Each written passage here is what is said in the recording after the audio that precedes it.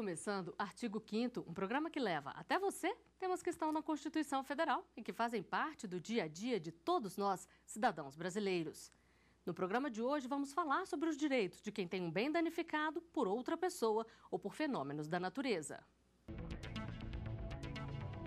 O artigo 5º garante o direito de propriedade e determina que, em casos de eminente perigo público, a autoridade competente poderá usar a propriedade particular, assegurando ao proprietário indenização se houver dano. E para falar sobre danos à propriedade, nós recebemos dois convidados no estúdio do artigo 5º. Está aqui conosco o advogado Rafael Freitas Machado, professor de Direito Constitucional. Também vamos conversar com Jorge Egger, membro da Comissão de Direito Imobiliário da OAB do Distrito Federal. Sejam bem-vindos ao artigo 5º. Doutor Jorge, gostaria que o senhor começasse explicando para nós. O direito à propriedade é um direito absoluto? Atualmente, não mais, né? Com a nova sistemática constitucional e o inciso 23 do artigo 5º, que fala que a propriedade deve exercer sua função social. Essa função social, ela significa que o imóvel tem que ter seus fins econômicos, ambientais, de utilização observados.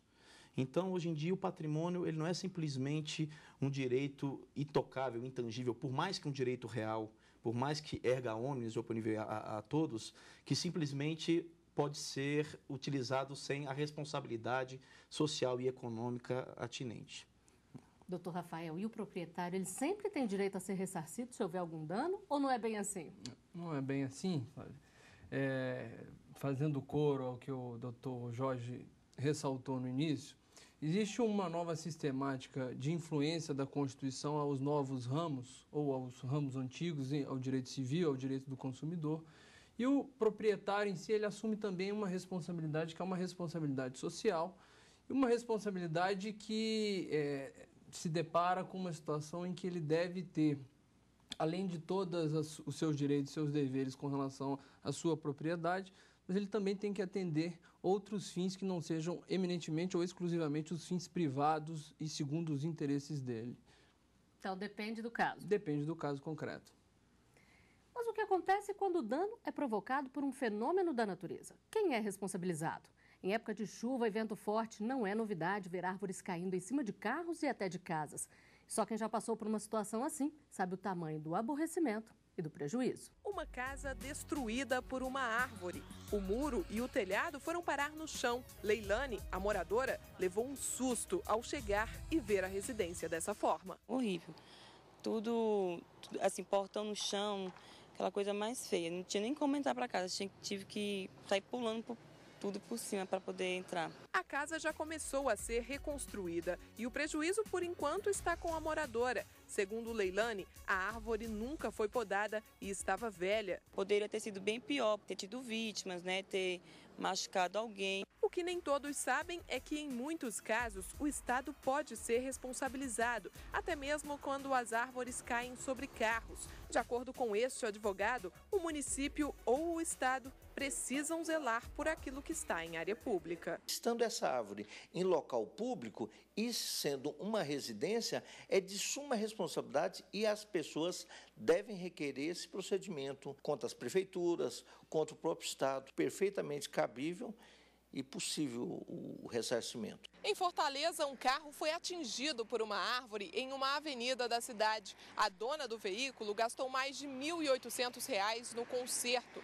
A perícia constatou que o acidente aconteceu por falta de poda, pelo envelhecimento da árvore. A mulher então procurou a justiça e o município foi condenado a pagar indenização por danos morais e materiais no valor de quase R$ 7 mil. Se uma pessoa passar pela mesma situação e também quiser ingressar com uma ação judicial, é importante tirar fotos, pegar 3 orçamentos, juntar documentos, laudos e, de preferência, ter testemunhas.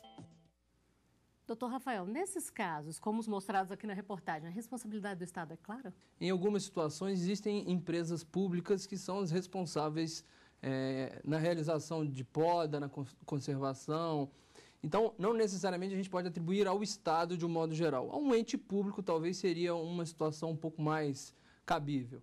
E é importante ressaltar também que, em alguns casos, é possível a alegação de caso fortuito ou força maior, mas, diante dessa nova sistemática que nós estamos conversando, fica cada vez mais evidente essa responsabilidade por parte do Estado. O Estado tem que assumir essa responsabilidade, e que não é uma responsabilidade estritamente legal, é uma responsabilidade jurídica, no sentido de zelar e cumprir com as suas funções, seja o Poder Executivo, Legislativo ou Judiciário, e, no caso específico, com relação a essa atuação de preservação, para que não aconteça esse dano. E, caso aconteça, é importante que haja a comprovação de um nexo de causalidade, do dano, conforme demonstrado na reportagem. Agora, o que aconteceria se essa árvore que caiu tivesse um terreno particular? Bem, aí a situação, o caso concreto ganha outros contornos, que a responsabilidade seria do proprietário em manter essa conservação e manter a árvore de uma forma adequada. Agora, é possível também que haja uma responsabilidade por parte do ente público, caso não seja possível, ou caso o particular tenha solicitado e haja uma omissão, ou haja um descumprimento em decorrência de um contrato, uma situação que seja um pouco mais peculiar. Mas, de um modo geral, o particular assume essa responsabilidade também. Doutor Jorge, o que a pessoa prejudicada tem que fazer? Qual que é o passo a passo? O parágrafo 6º do artigo 37 da Constituição Federal prevê a responsabilidade objetiva do Estado. Essa responsabilidade objetiva, ela exclui a análise de culpa, mas o nexo causal, o dano e a conduta tem que estar comprovado. Então, se, por exemplo, a árvore está em perfeitas condições, vem uma ventania muito forte, fora do normal, e derruba esta árvore, isso é um caso fortuito, não tinha como o Estado prever mais do que ele fez. Agora, se a árvore está apodrecida, está com problemas, com galhos que não foram podados, e aí acontece o incidente, nesse caso, houve sim uma omissão estatal. Isso tem que ser avaliado, porque senão, depois daqui a um tempo, vai estar chovendo granizo, vão querer condenar o Estado porque choveu granizo e houve dano nos carros. Então, tem que verificar até que ponto que aconteceu a situação, por uma omissão estatal ou não. O segundo ponto é juntar as provas, que foram bem colocadas. Ter 3 orçamentos e juntar provas documentais, testemunhais e principalmente periciais. Porque foi a perícia, com certeza, que comprovou que a árvore estava podre naquele caso, que não houve a poda adequada, e com isso você vai ter um conjunto probatório. O terceiro ponto é, se for com o privado, tentar um acordo, mostrar a situação, porque a conciliação às vezes é o melhor caminho, e ver se consegue fazer um acerto com ele para poder pagar. Com o Estado, isso vai ser provavelmente pela via judicial, e com o particular, se não aceitar um acordo, então a via judicial, no qual lá, com essas provas, vai ser provavelmente feita a análise e a condenação, se comprovado. Tem prazo para entrar com esse processo? Tem prazo. No caso contra o Estado, o prazo é de 5 anos. No caso contra o particular, é de 3 anos. Agora, doutor Rafael, uma coisa que a gente vê com frequência também é alguém que passa num buraco na via, estoura o pneu, até se envolve em um acidente. Nesse caso, como é feita essa responsabilização? Acho que a situação ela caminha pelo aspecto jurídico no mesmo caminho, porque ela envolve essa necessidade de comprovação. Existem vários precedentes nos tribunais de todo o país em que frequentemente há a condenação por parte do ente público responsável, que não necessariamente é o Estado, conforme eu ressaltei anteriormente. É necessário verificar qual é a pessoa jurídica que é responsável por zelar pela preservação da rodovia, da estrada ou da pista e demonstrar, no mesmo sentido, que há um nexo de causalidade entre o buraco e o dano que ocorreu ao carro, ao veículo, que merece ser reparado. Mas, geralmente, as pessoas correm atrás do prejuízo ou acabam deixando para trás? Infelizmente, há uma ideia que litigar contra o Estado ou reivindicar os direitos contra o Estado demora ou que é muito difícil de conseguir alcançar um resultado satisfatório. Mas, pelo que eu tenho percebido, as pessoas têm demandado e têm buscado resolver. Quando a gente fala demandado, não quer dizer que a única solução seja demandar em juízo. É importante ressaltar, conforme o colega indicou, a questão da conciliação, a questão de tentar resolver isso sem que haja uma... Sem recorrer ao judiciário. Mas, caso seja necessário, o artigo 5º, inciso 35, está aí para preservar e para proteger as pessoas. Doutor Jorge, em época de chuva é muito comum também as pessoas terem problemas com aparelhos que se queimam ou por causa de raio ou variação na energia elétrica. Nesse caso, a responsabilidade é das companhias distribuidoras de energia?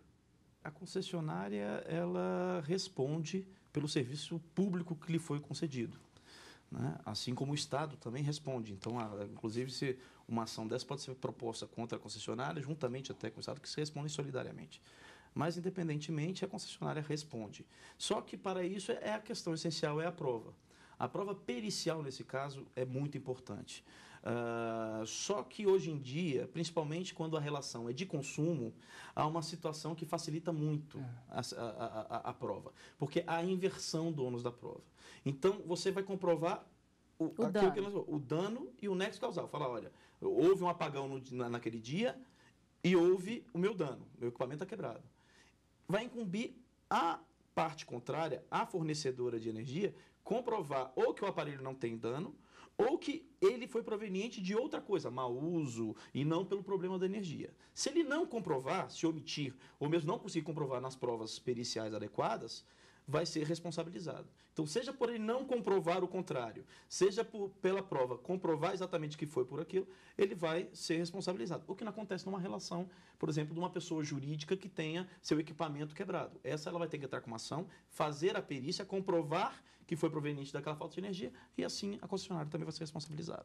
Nesse caso, só fazendo uma observação, é importante que o ordenamento jurídico, com o surgimento do Código de Defesa do Consumidor, ele buscou proteger justamente os usuários, os consumidores, com relação a esses danos, seja com relação a defeitos, com relação aos serviços, e é uma hipótese em que há uma proteção maior por parte do sistema com relação a essas pessoas, mas que não exclui a necessidade de prova também por parte do consumidor. É o principal, né? Por parte do consumidor. Ele também não pode simplesmente ou exclusivamente alegar que há um dano sem que haja uma relação com o fato que ocasionou esse prejuízo. Isso é que é até importante. Ele não tem que comprovar a culpa, ou seja, que houve a vontade, uma negligência, uma imprudência ou uma imperícia. Ele tem que provar que houve o dano e que esse dano se relacionou com aquele fornecimento, ou no entender dele foi naquele fornecimento.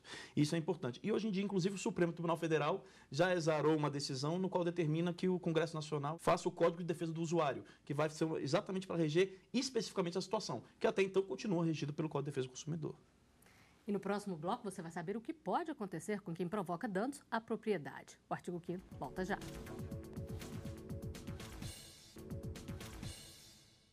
Estamos de volta com o artigo 5º. Hoje os nossos convidados são Jorge Egger, membro da Comissão de Direito Imobiliário da OAB do Distrito Federal, e o advogado Rafael Freitas Machado, professor de Direito Constitucional.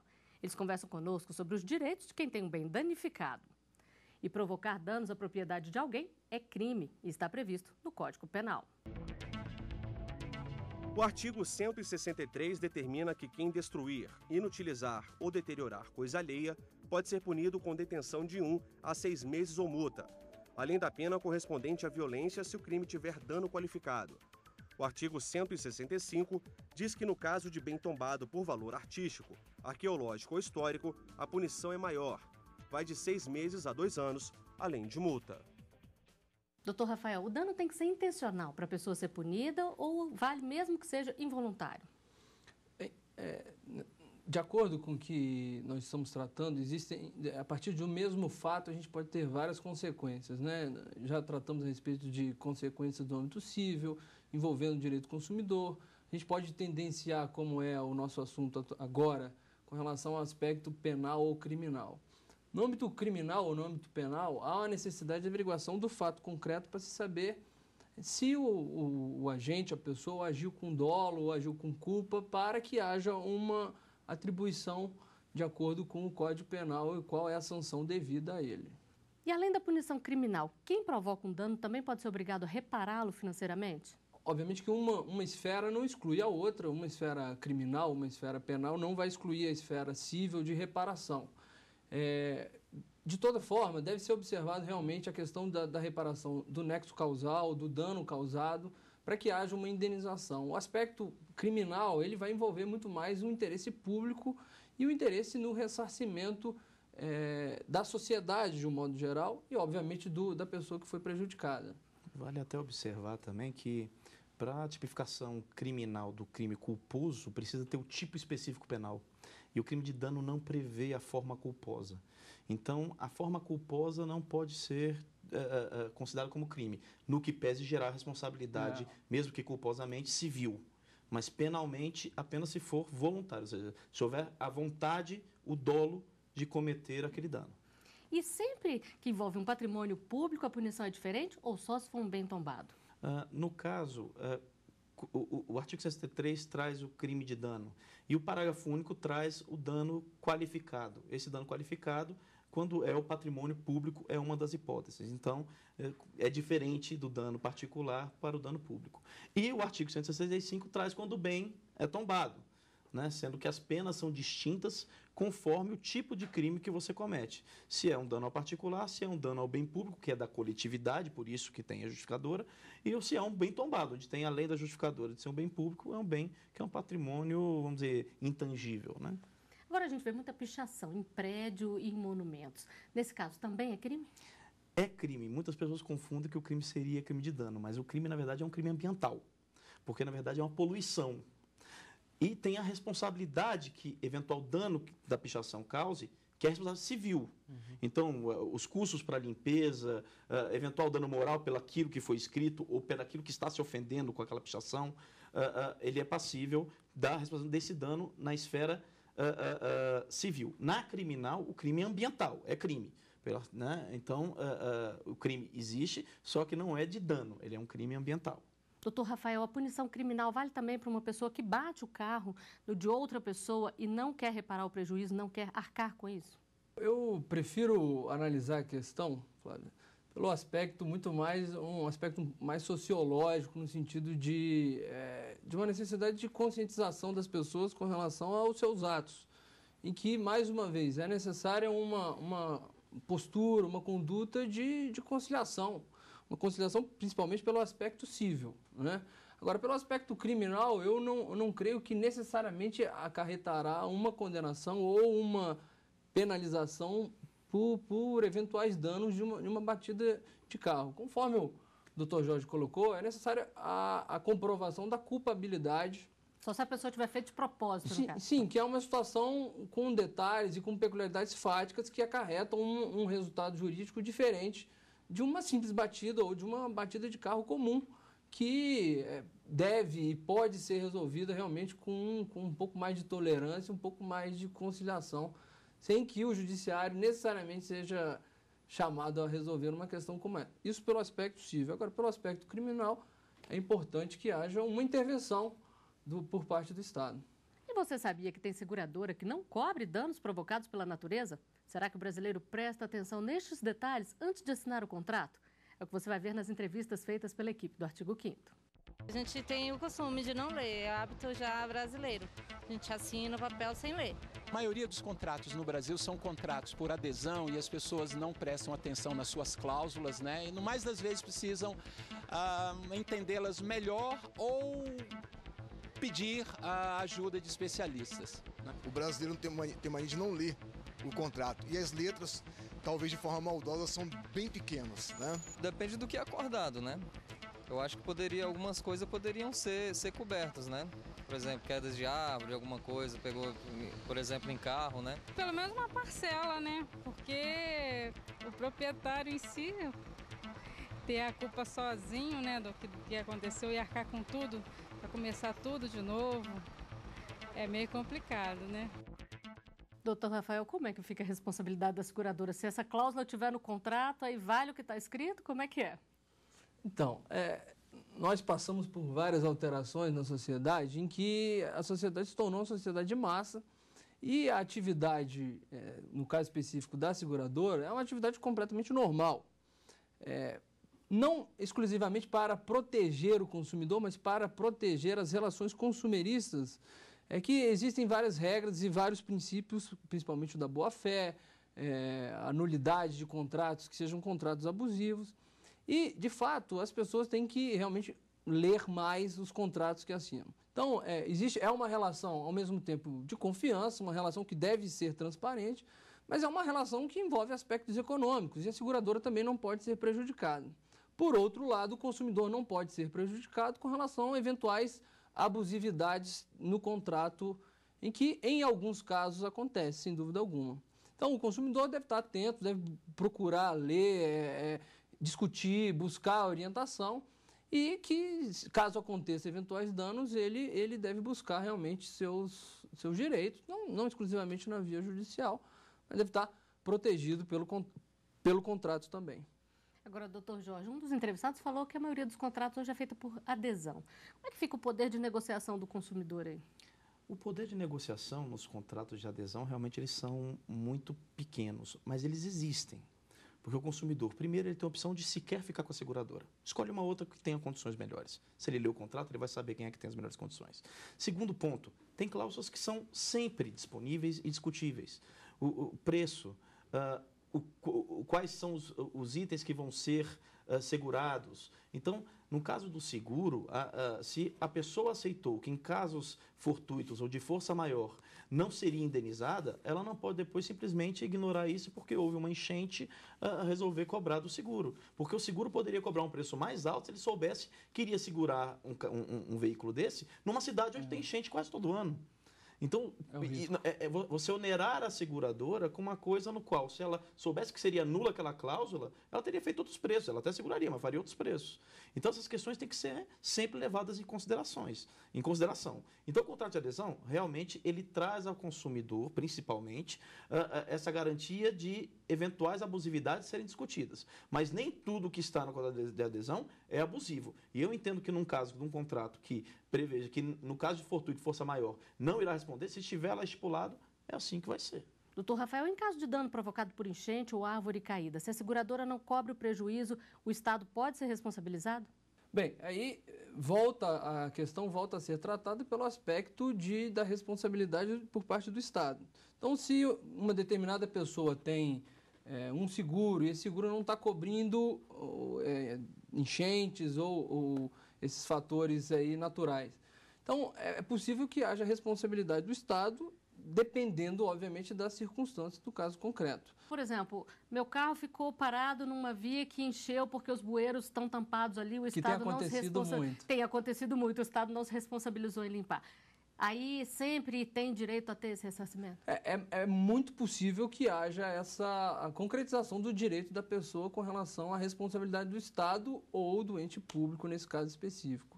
E aí é a questão que começa a ganhar outros contornos, porque se a pessoa tem um seguro, o seguro não cobre, ela pode buscar uma reparação junto ao Estado, junto a esse ente público, ainda que a seguradora não faça isso no contrato que foi firmado.